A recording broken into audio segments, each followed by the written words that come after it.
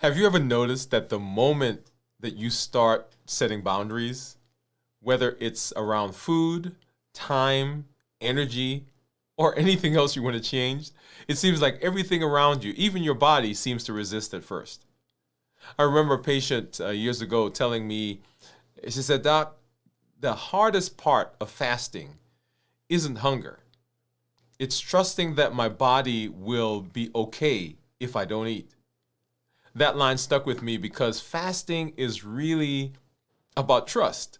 Trust in your body, trust in your rhythm, trust that you were designed for restoration and not for deprivation.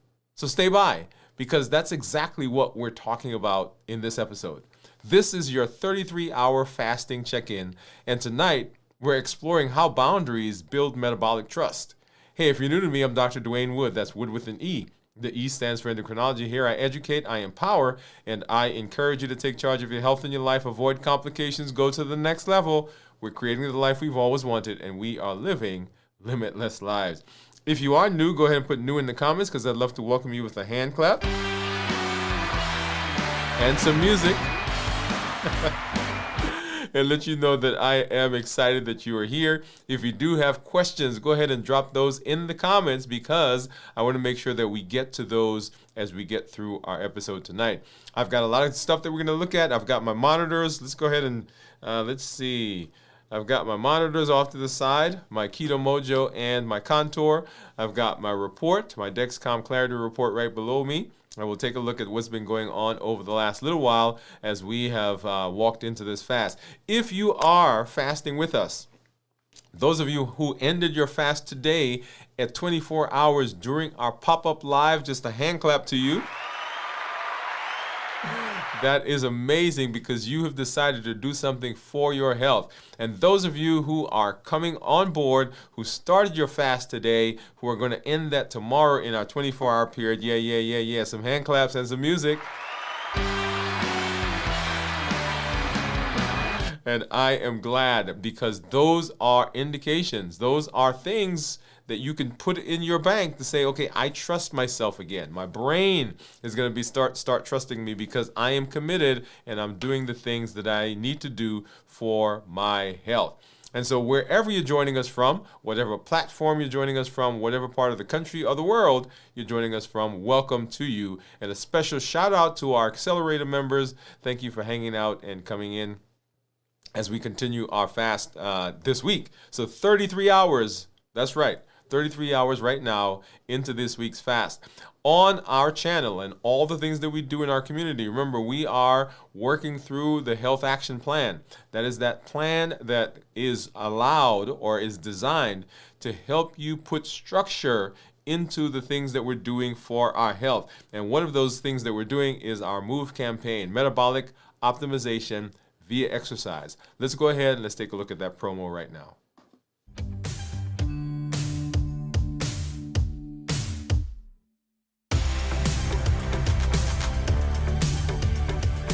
Welcome to MOVE, Metabolic Optimization via Exercise.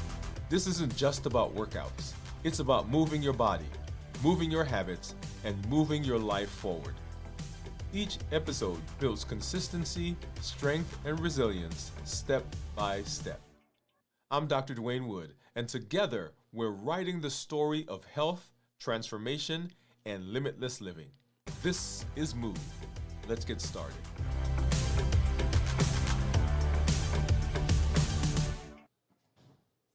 And we are right now in our Blueprint series, and that is the series that is designed to help you produce structure around yourself that you can take advantage of all the things that we have to move you in the direction of being healthy, being alive long-term, and being successful, okay? So that's what we're doing as we move into this week. So let's go ahead and let's take a look at blood sugars right now. And right now you are looking at, this is my Dexcom G7, and you'll see blood sugar right there. My blood sugar right now is 84. Once again, we're 33 hours into this week's fast. Down below is my graph that you'll see there that's been going on for the last 24 hours. I'm going to put my finger right on that, and let's go ahead and scroll through together and see what's been going on. So blood sugars have been in the low 80s to mid low teens, 100 and teens, and then of course scrolling through as we are coming to where we are now, back into the low 80s, mid 80s actually. All right, so that's the Dexcom. And so if I scroll up here, the different view that we've not looked at before, but this is a very important one, kind of like the one that we see on the report. And you'll see there for the last 3 days, my average has been 117. For the last 7 days, my average 111. For the last 14 days, 117. For the last 30 days, 120. And then for the last 90 days, it's been 117. You know, we tell people we want their average blood sugar to be between 100 and 120. And you'll see that there. And then right below that 117 average that you see there is my glucose management indicator, which is 6.1. So that is a surrogate, if you will, for what my A1C should be. And then down below you see I'm in target 98% of the time, with that target being 70 to 180. Okay, so very good. I wanted to make sure that we take a look at this view. Let's go ahead now and let's hop over and let's take a look at what my Libre is saying. So this is a Libre 3 Plus, and you'll see here, this is my blood sugar right now, and you'll see it's saying that I'm below 70. Looking at the graph, just like we did before, the white part of that graph says that I'm above 70, and then the red part says that it's below 70. And so for most of the morning, up till about 3 p.m., we were right above 70, and then dropped below 70 and remained there for most of the afternoon and into the evening. Just like we did with the Dexcom, let's go ahead and I'm going to put my finger there and kind of scroll through. And you see what those blood sugars are in the 70s, 70s, 70s. 70s, low 70s, and then right about here when we got to right around 3:30, we dipped below 70 and went up a few times, but for the most part stayed below 70, and then of course continued to drop down to where we are right now at 53. What I like about this is I can actually look at some of the reports just like we did in the other. These reports kind of break it down a little bit more, and so you'll see right here, this number says that my average, so I'm in target 66% of the time, and 34% of the time I'm actually low. So those, if you add those up, that's 100%. So I'm either in target or I'm low, and the lows are ones that happen when I'm fasting typically. For 14 days, I'm in target 76% of the time, 77 for 30 days, and then 83% of the time for 90 days, once again with part of that being lows, which is happening when I'm in the fasting state. Coming out of that and then looking at my average blood sugar over the course of that same time, so 7 days, my average, you'll see it on this line right here, 14 days, 30-day average, and then 90-day average. And then looking down on that screen a little bit, you'll see it breaks it down according to the times of the day. And so you'll see that my average blood sugar has ranged anywhere from 85 to 94 is the highest that I see there.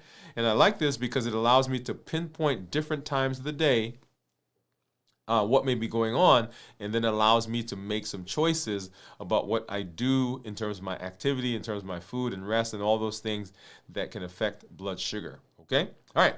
Now, let's go ahead and I want to hop over and we're going to take a look at what's going on with my monitors. And here is my Keto Mojo, which gives me both blood sugar and ketones. And then, of course, here is my Contour, which gives me blood sugar. And let's go ahead and grab my handy dandy container that has my strips. So I need a brown for blood sugar for ketones, blue for ketones for the Keto Mojo, I guess I should say. I have strips over here for the Contour, and then of course I need a couple of Lancets, and I'm taking 2 out because just in case one doesn't quite get me where I need to go. Put this over on this side. Okay. And let's go ahead and get a strip out. This is for the contour. Get that into that monitor. And then let's go ahead and open up my Keto Mojo. This is the strip for the Keto Mojo for the blood sugar. Open that up and get that in here. And at the same time, we'll go ahead and open up the strip for the ketones for the Keto Mojo and have that off to the side. And that one opened pretty well. So let me go ahead and turn it this way. And we'll just put that off to the side. We'll have it ready when we need it. And then now grabbing a Lancet. And as you know, I don't usually use a Lansing device. Let's go ahead and grab that open. And find a finger, and hopefully we get a pretty brisk, ow, ow, ow. That's the one we've been picking on. And okay, so not too brisk, but good enough. So let's go ahead and get that on here to get that started. And another squeeze for the contour. And you'll see there that the contour or the Keto Mojo says that my blood sugar is 70. Let's go back over here for the says it's 70, 71 for the contour, and right here you'll see 55 for the Libre. And let's scroll over and let's take a look at what the Dexcom is saying right now. And the Dexcom right now is saying 84, right? So much closer for the Keto Mojo, the contour, and the Dexcom than with the Libre. So let's go ahead, and I need another drop here. And I'm going to get the ketone strip out. And so go ahead and drop your guess into the chat. What do you think my ketones are going to be after 33 hours of fasting? 33 hours right now. Let's go ahead and get this one started. All right, so that one almost dried on me, so I'm glad that we got that going. All right, and so, yeah, go ahead and drop your guess. What do you think is going to be there?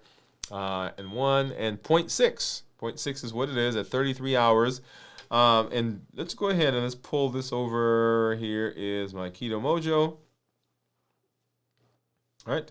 And so let's go ahead and try to get that synced up so we can pull that information off.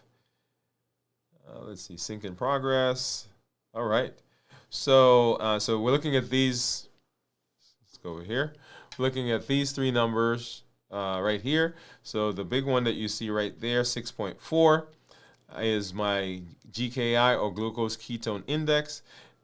In the brownish, grayish number that you see there, that's my blood sugar right now, 70, and then ketones are 0.6. So ketones that are less than 0.5 are considered normal. 0.5 to 1.5 considered nutritional ketosis, and then above 1.5 considered therapeutic ketosis. And so right now we are in nutritional ketosis, 0.6, right above that 0.5.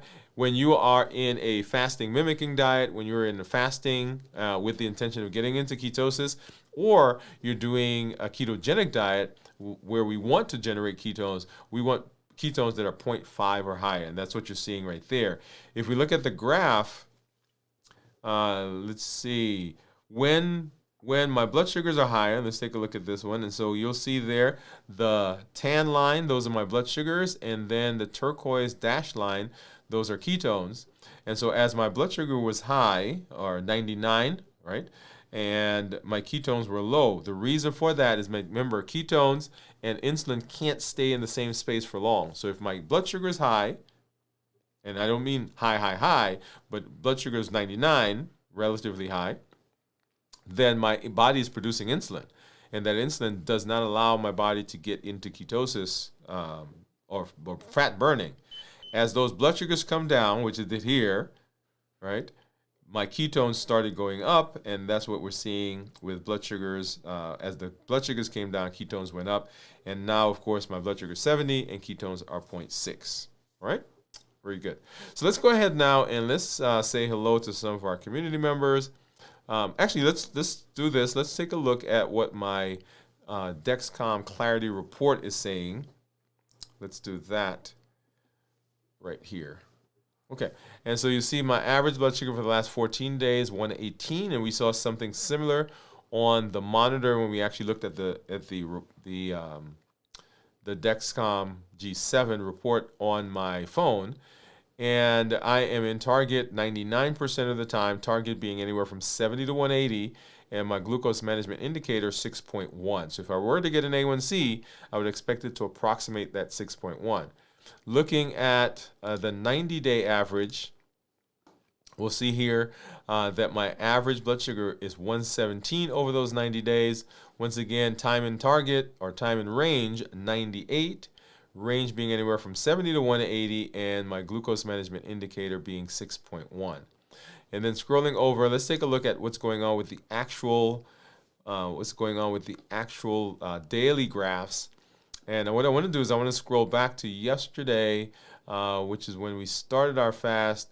And right in here, we had some issues with our with the Dexcom. I think I forgot to start the Dexcom because it had ended earlier in the day.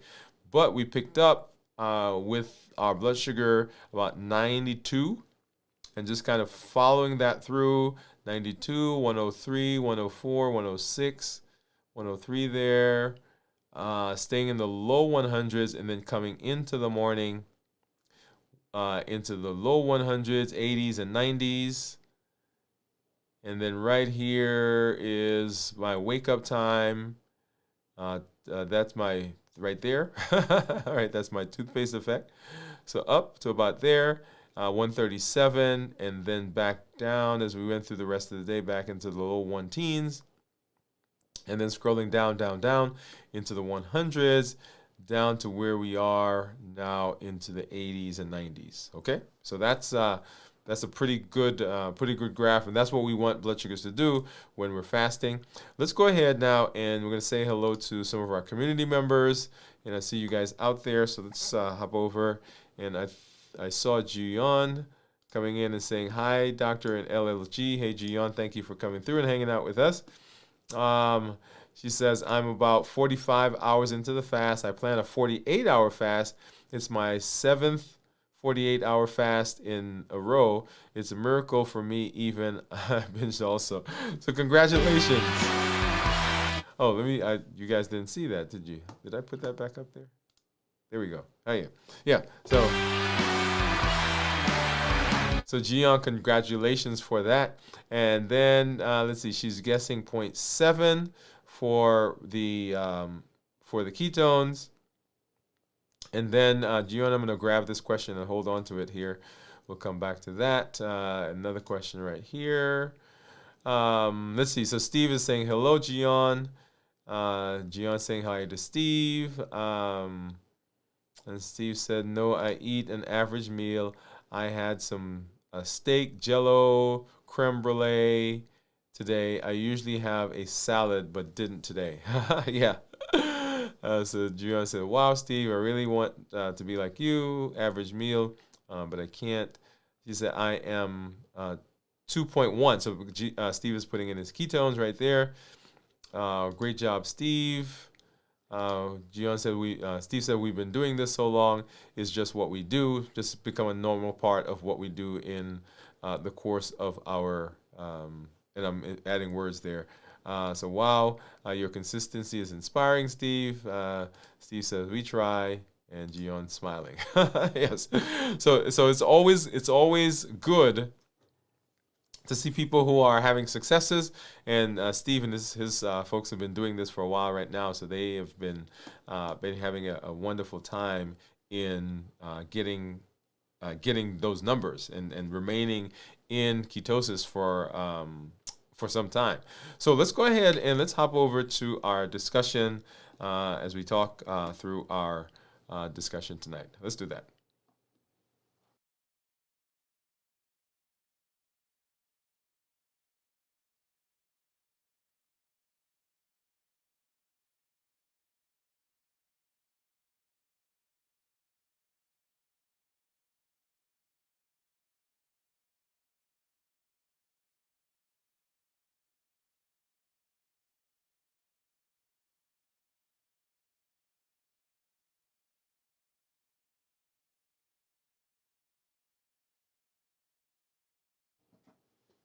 All right, so we are right in the throes of our Blueprint series. And so we're talking about in this week about boundaries. And this is one of those important topics that can be a make or break. So at 33 hours into the fast, your body is shifting gears. Insulin levels are now significantly lower. Your cells are no longer waiting for glucose delivery. They're learning to rely on internal stores. And this is where metabolic trust is built. Metabolic trust. In other words, your body says, you've given me a structure. I can relax now. That's why we call this episode, How Boundaries Build Metabolic Trust. So what I want to do is I want to talk a little bit about the science and strategy using what I call the inner design loop, anchor, align, adapt. And we'll see how that loop not only supports fasting, but also creates the kind of boundaries that breathe. Right? So let's get started. Here's the thing. Boundaries are not just related to food. Boundaries are things that we have in all parts of our lives.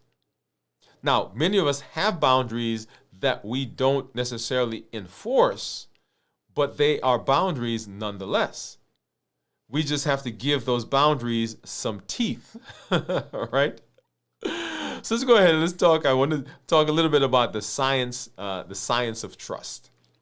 And the idea here is that predictability builds metabolic peace. Metabolic trust, when stability meets safety. When we talk about trust, most people think emotionally. Oh, do I trust that person? Can I trust them? But your body has its own version of trust. Biochemically, trust is predictability.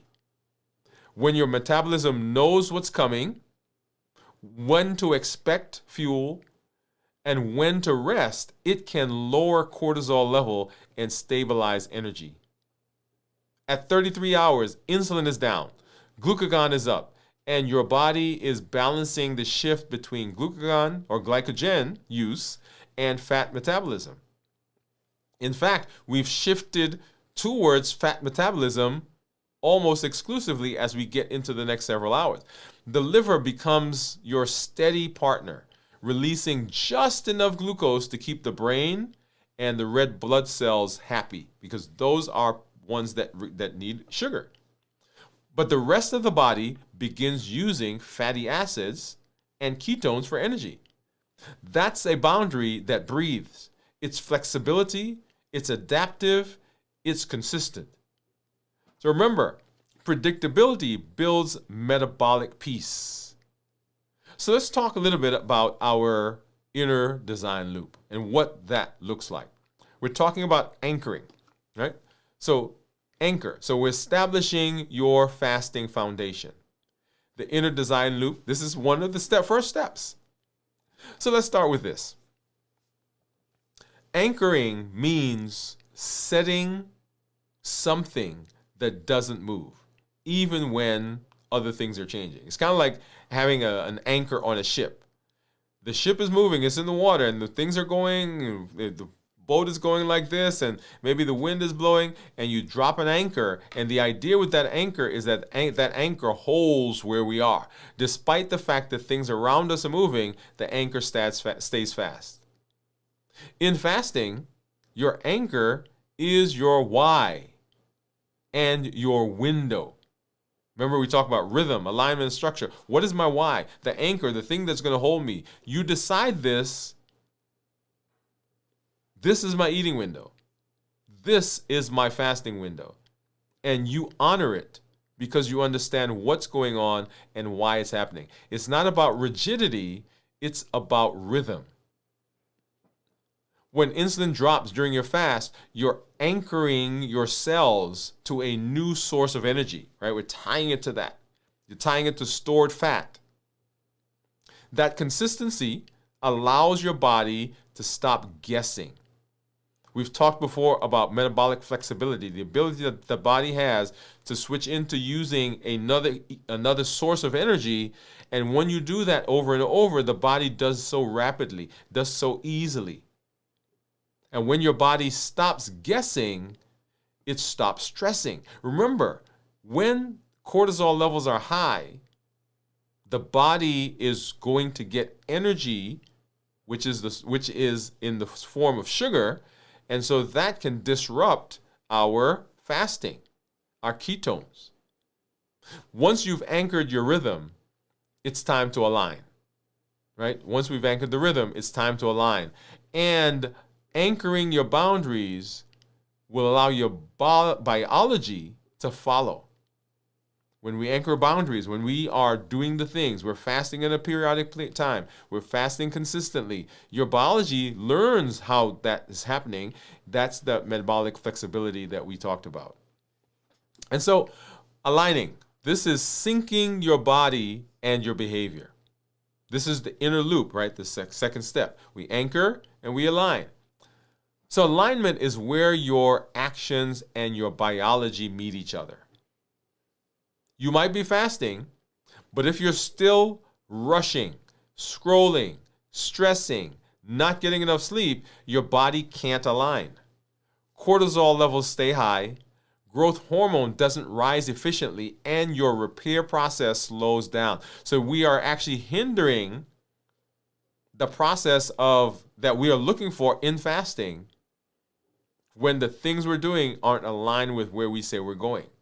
Once again, you're fasting and you've put in the time. You say, okay, I'm going to start fasting at this time and this time. But the other things that are surrounding you are not aligned with what you say you want. And so that causes elevated cortisol. You might feel cooler. This is when we're aligned.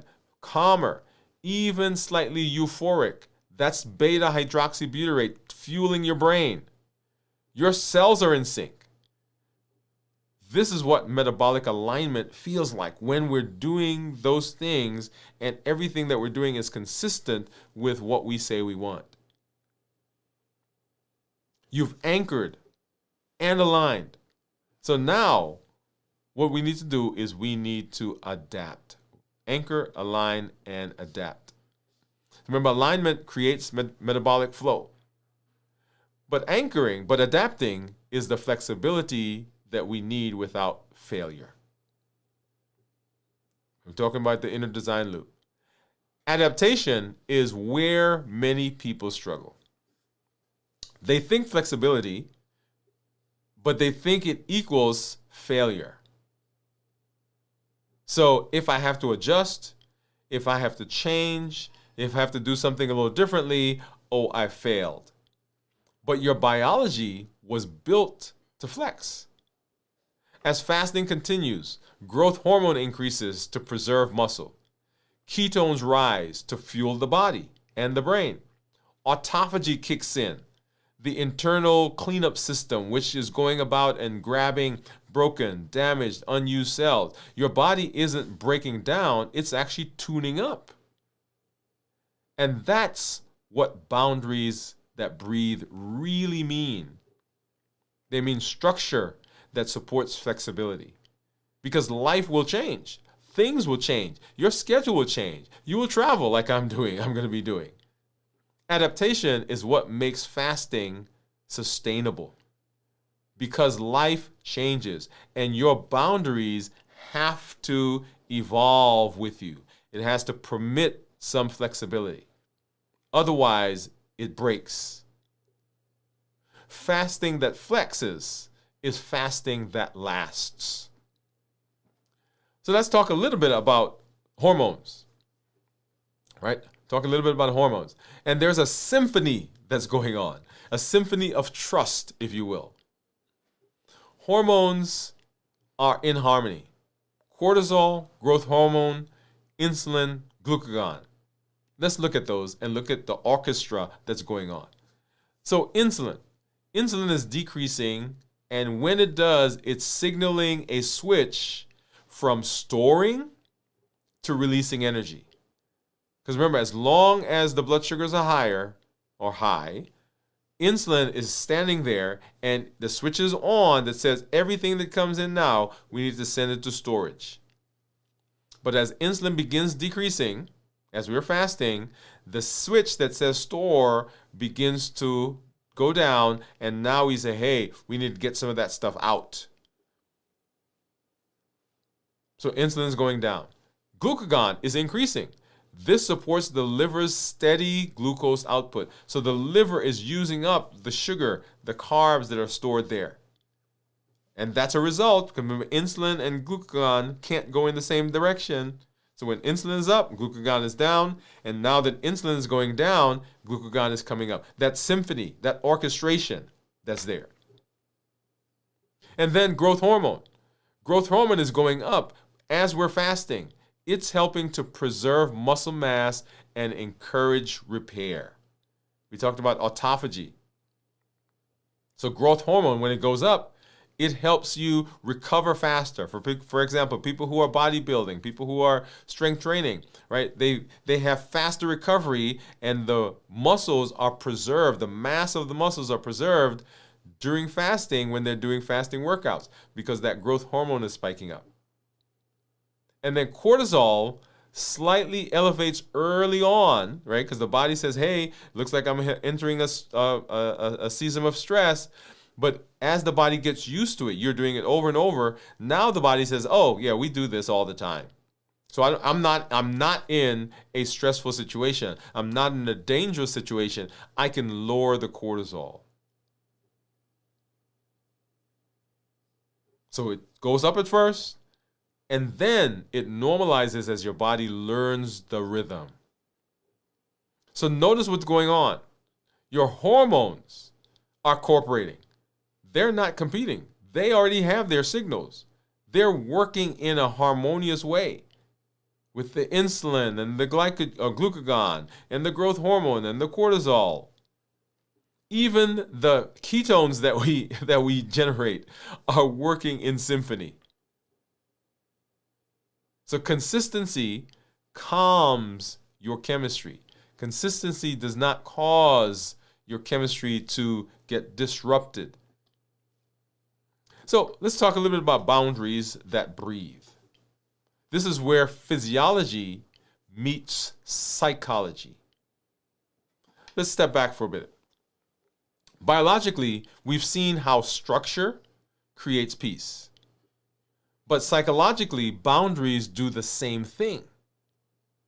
When you fast, you tell yourself, I can trust me.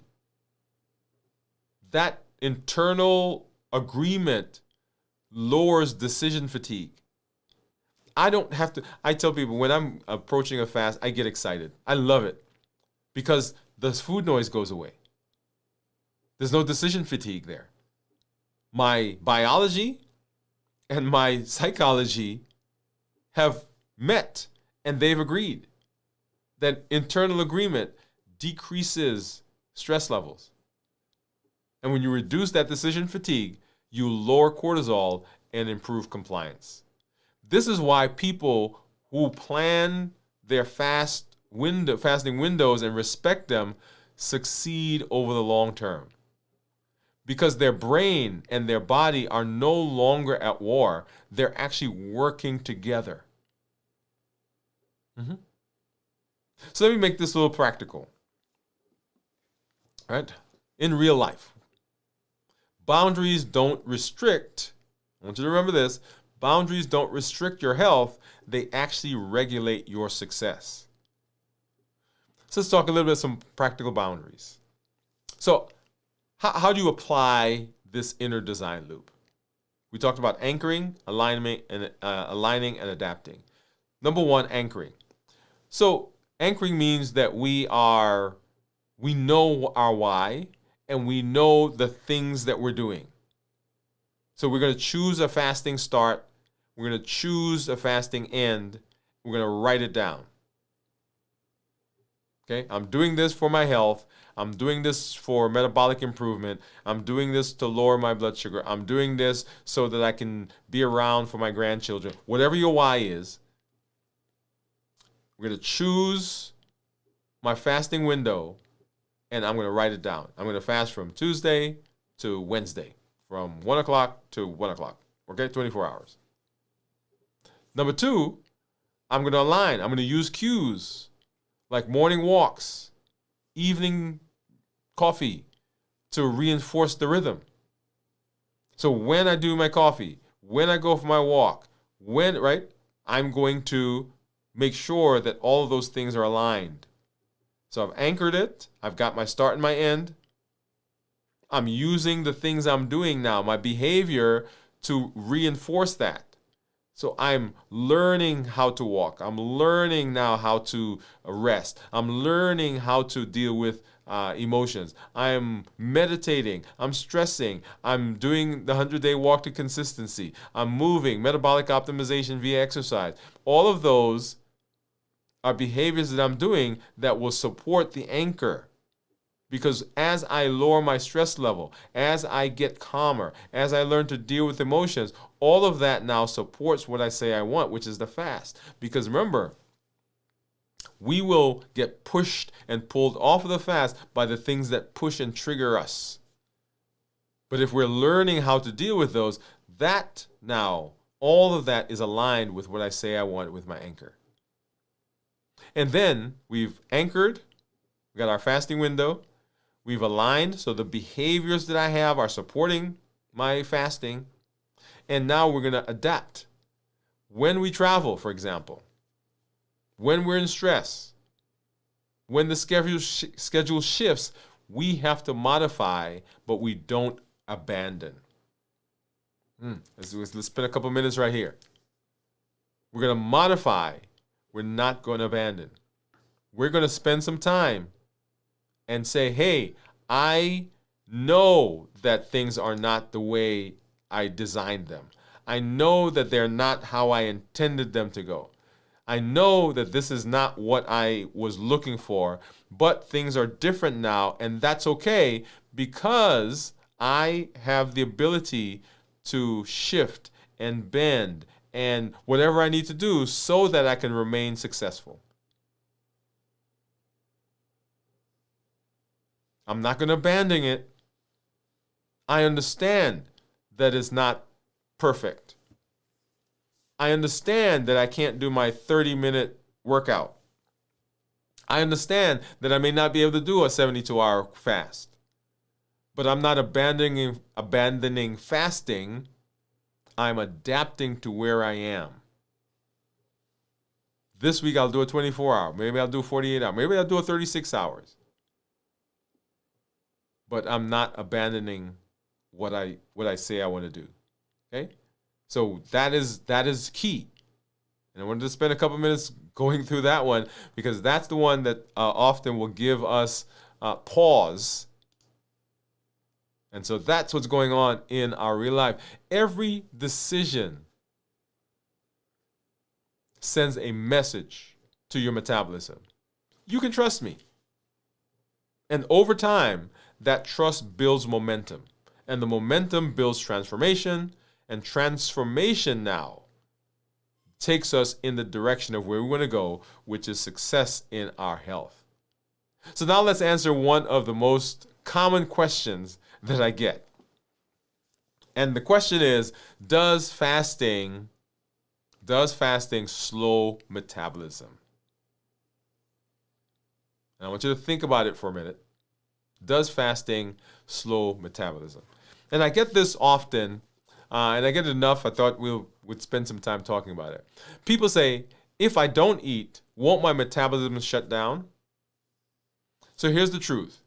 In short fasts, metabolism doesn't slow. Say 24, 30, 36, 72, 48. In fact, it actually increases. And studies show that a rise in norepinephrine and growth hormone. So those are the ones we just talked about, both of which support fat burning and muscle maintenance. When people experience fatigue or slowed energy, it's not a metabolic shutdown, it's adaptation. That's our body transitioning between the two. Their body's adjusting to a new clean fuel. The danger isn't fasting, it's chronic undernutrition without structure. As I said, short fasts of 24, 48, 72 hours, even something a little longer, 96 hours. But if we're randomly doing things and we go for extended periods without structure, that's starvation.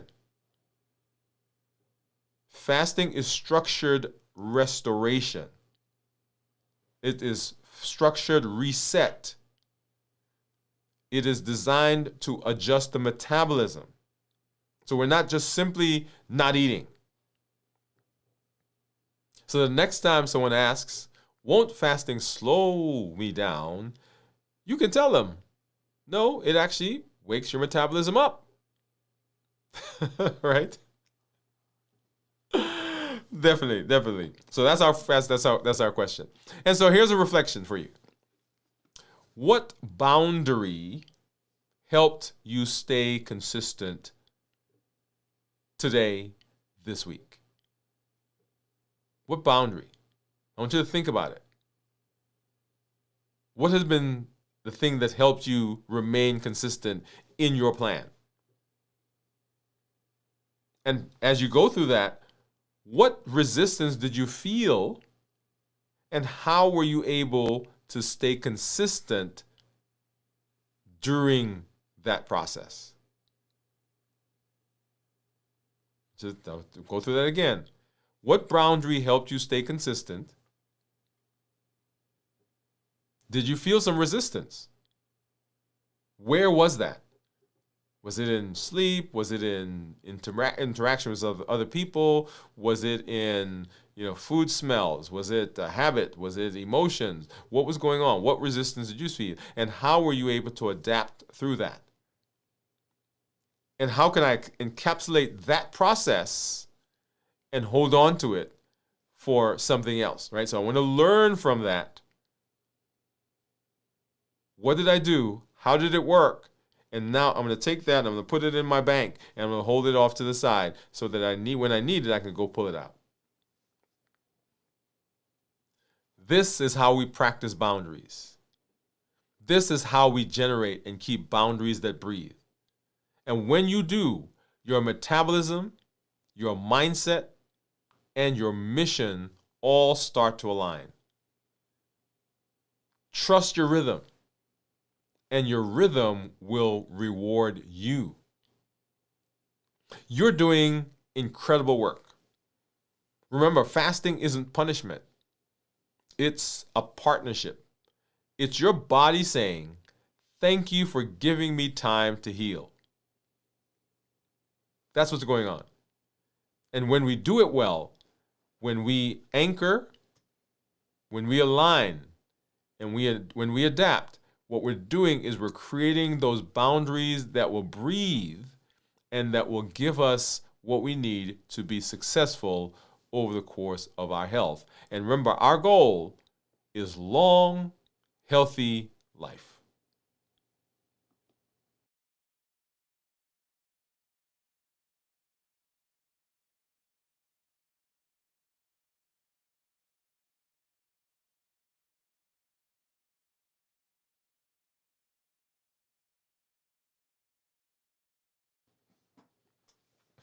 All right, so I'm so excited about this idea of boundaries.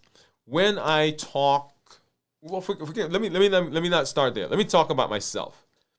When I think back to my struggles with metabolism, with weight, with blood sugars, with fasting even, and feeling out of control, it was a factor, or it was a function of boundaries. The things that I kept telling myself that I was going to do and didn't do. The question then becomes, if I knew and if you know what to do, why don't we? Because the boundaries, we've complicated the concept of boundaries. We've made it a restrictive process. We've made it a punishment. right? Oh, well, you can't do such and such. That's not the idea. The idea of a boundary is I can do whatever I want within this space. Notice the change in words and the change in energy. A restriction, a boundary is a place of safety. It is, okay, I need to put this in place because this allows me to move to where I want to be, and it keeps me safe while I do that. That's the idea of a boundary. It is not designed to smack you on the hand, say, bad boy, bad girl. It is designed to give you the parameters within which you can be successful. And so changing our mindset, changing the thought process, changing how we think about boundaries, and making sure that they are aligned with an anchor, and we allow them to breathe because they're adaptable, gives us the benefit that we want. And that gives us success. All right, let's go ahead and I see, let's go back to our community. And let's see, Gian was smiling there. And Jennifer, hey, Jennifer, what's up? Jennifer says, howdy all. Glad that you are here hanging out with us, Jennifer. Gian says, hi, Jennifer. And Gian says, show up in the live makes me consistent in the process. Yes, I love that. And then let's go back up here because Gian had a couple of questions. And let's see. Let's see which one. So two. Let me find them, Gian. Give me just a second. All right. So here's one. So Gian says, I always end up binging or overeating when I break my fast. Any tips? That's a very good question, and thank you for putting that in. And so, well, the second question that you asked is let me put that one up, right? So let's just deal with both of them at the same time. And you says, do you have a history that also you eat a lot when you break your fast? If you have, how long does that stay, and how long does it take to overcome? I think is what the final question is. So, and the answer is yes to the second question. Do you have a history of overeating? Yes. Okay. When I first started fasting, my concept of fasting was a concept of restriction, like I just mentioned. It was that I am being restricted for a certain period of time from doing the things I really want to do. And so I was in the space, and I was successfully getting through the fast. Not an issue. I would go through the fast and I would get through the fast, but because I was restricted in the fast, and because all I needed to do was get through the fast, when I got out of the fast, the restriction was lifted and I could do whatever I want. Right? Do you see the idea there? And so when I came out of the fast, I was taking in all the stuff that was restricted from me during the fast, all the stuff I was missing out on, all the stuff that I really wanted to do, but the fast wouldn't let me do it.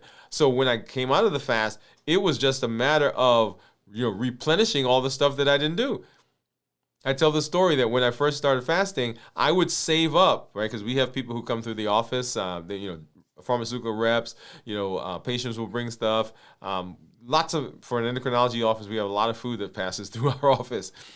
But what I would do is I would save up the food that I would have eaten, and I'd put it in the refrigerator. And at the end of the week, what I did was I looked at the food and I said, you know what? This is all the stuff I didn't eat, so I'm going to have a little some of that and some of that and some of that and some of that and some of that. Right. So I would go through at the end of the week after I broke the fast and just go through and eat the stuff that I would have eaten for the week. Well, guess what? When I finally one day looked at the stuff I would have eaten, I thought to myself, oh my goodness, that's a lot of stuff. Okay? So I had to change my concept of the fast. And as you hear me say, the fast is not a slap on the wrist. The fast is me deliberately, remember anchor, me deliberately deciding that this is a tool that I'm using because I have a reason. I've got a wife. I've got a young man in my house that's growing. I've got family that I want to see. People I want to hang out with. There's a reason for I'm doing this, and I'm simply using this tool to get me in that direction, right? So that's number one. So I had to change my concept of what the fast is. It was not a restriction. It was my deliberate, intentional choice to anchor what I was doing to this. Now let me pause here for a second. I want to go back and talk about rhythm, alignment, and structure. Rhythm, alignment, and structure, RAS. So the rhythm that I talk about, and you heard me say the rhythm is your why. That's your reason. That's your purpose. That is the thing that drives you. Rhythm also is the tone of your life. What do I mean by that? It is, does your life show up randomly? Every day it's another, we never know what's going on. And this is different from structure. This is different from structure. Structure, these are the things that you've put in place, the procedures that you've put in place to help you automate the process. But the rhythm of the life is, what is the tenure? What is when I get up in the morning, what is the tone of my life? Am I rushing all the time? Or have I internalized an idea of calm? Right? You see the difference? So what is the rhythm? So I had to change my concept of fasting. I also had to develop a rhythm of my life. What is my tone? And I'll tell you, and I'll first want to put my hands up, this is a work in progress for me. Because I want to do and go and right. So I pack my days with stuff, and I'm up late, and you guys hear me talk about this. One of my biggest struggles has to do with rest and restoration. That's one of our health action plans. One of the pillars of the health action plan. That's one of my biggest struggles. Why? Because I've put so much. And this is where boundaries come in. Because when I've put those boundaries in place, they help me to decrease my cortisol level. They help me to de-stress, and my buttons aren't pushed. So changing my thought process, I had to get a rhythm to my life. And then the things that I do, right? Doing the show, I'm walking, I am strength training, all those things that I'm doing, the choices I'm making, right? Not doing doom scrolling, even to the point of not looking at some things on the news. The things I'm doing are with intention of making sure that I'm being aligned with what my rhythm is. And then what is my structure? What are those things that I put in place to automate the process? Fasting, for me, automated the process. It's just there now. It's what happens. Everything around me, people around me, I have conditioned them. Well, I haven't conditioned them, but they've learned now.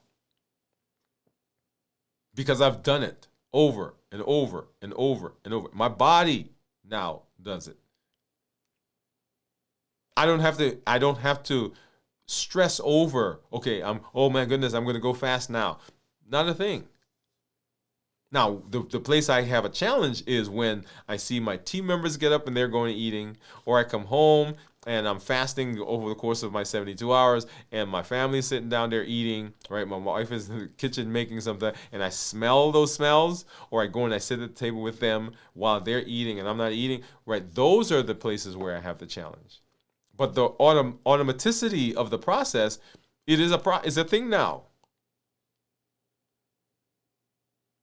And you heard me say that I teach in Triple E Formulas for Success. We educate, empower, encourage. But I'm looking for, when I'm talking to people, what is the rhythm, the alignment, and the structure in their lives? Okay? So, Gion, I hope that answers your question. But very, very good questions. about that. Yes, I do. I have had a history of overeating at the end. I kind of explained some of those reasons why that happened, and some tips for how we need to adjust that. All right, let's see. Let's go back here, and I see a message down there from Jennifer. Let's grab that really quickly. Jennifer says, "What's up? Is hubby had 2 flat tires?" Okay. Okay, so you're just answering the question. 17 miles. Da da da. Oh no. She says, "I'm full of life skills." Can see how we work, get home. Okay, awesome. Okay, yeah. So let's talk a little bit about Triple E formula for success, right? So because that's what we're doing. That's the plan. The reason we do what we do is because our goal is to help you to stay alive as long as possible and to be as healthy as possible. That's it. Okay? And that's wrapped up in this idea when you hear me say, we educate, we empower, we encourage people to take charge of their health in their life, avoid complications, go to the next level, create the life they've always wanted. That's the idea. Long, healthy life. For your family, for your kids, for your grandkids, for all the stuff that you guys have been doing, and now you want to enjoy it. All of that is wrapped up in it. It's a personal thing for you. It's a personal thing for me. It's not just about some random number that somebody wants me to achieve. It's not about some random weight on the scale. It's not about me wanting to fast just because I want to fast. It's about me doing things to keep me alive as long as possible and keep me as healthy as possible. Because if those two things are not happening, then the other stuff I do does not make any sense.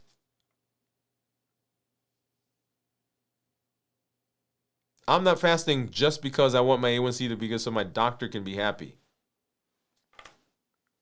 I'm excited that he's happy.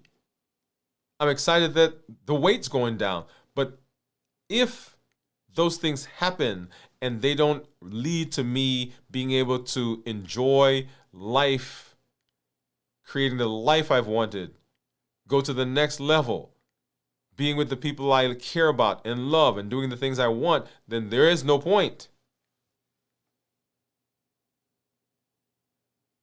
Right? So we educate, we empower, we encourage. And the goal is to change your thought process, to begin getting you to understand and getting you to believe that you have the power to make the choice. You have the ability to set the course of your health. Regardless of what's happened in the past, we can't change that. But from today, from right now, I can chart the course of my destiny when it comes to my health.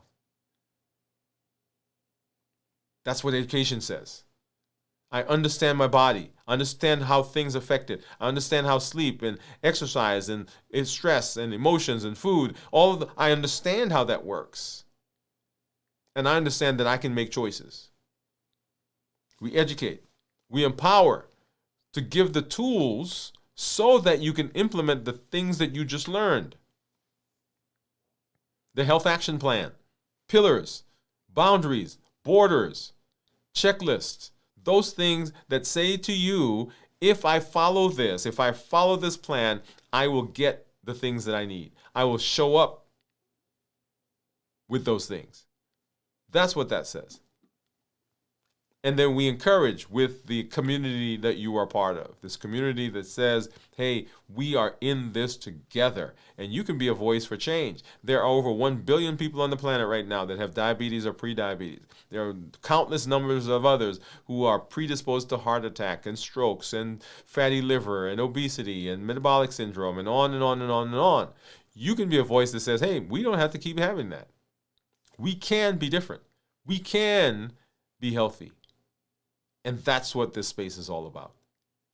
We educate, we empower, and we encourage you to take charge of your health and your life, avoid complications, go to the next level. That is long, healthy life. That phrase you just heard me say, long, healthy life. And so I'm excited. I'm always glad when I'm here with you. We will, so as you remember, we are having some changes in our schedule. So we're going to be traveling over the next couple of days. And so our check-in tomorrow, our pop-up live will be a little different. We'll be in a different space, hopefully, a different space. And then our tomorrow night, when we normally do our 9 p.m. check-in at 56 hours, that'll be a little different. Haven't quite done what we're going to do there, but you'll have something in this space. And then on Friday, of course, we'll have something for the time when we normally do our check-in as we break our fast. We will be back on Saturday at 9 p.m. Central for Video from the Vault, and then Sunday morning, This Week in Review, right here at 6 a.m. Central. But Monday, we'll be right back for Dwain Woode MD Live as we continue our Blueprint series on how do we install and how do we remain consistent as we head to that goal of long, healthy life. Hey, this is Dr. Dwain Woode. That's Woode with an E. The E stands for endocrinology. Here I educate, I empower, and I encourage you to take charge of your health and your life, avoid complications, go to the next level. We're creating the life we've always wanted, and we are living limitless lives. Have a great one. We'll see you in the course of the rest of this week, and as we get into the new week. Here, let's go ahead and take another look at that Move campaign, and we'll be out right after that. Well, good night, everybody.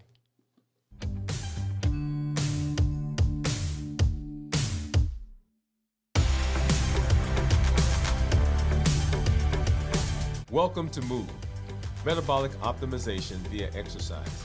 This isn't just about workouts. It's about moving your body, moving your habits, and moving your life forward. Each episode builds consistency, strength, and resilience step by step. I'm Dr. Dwain Woode, and together we're writing the story of health, transformation, and limitless living. This is Move. Let's get started.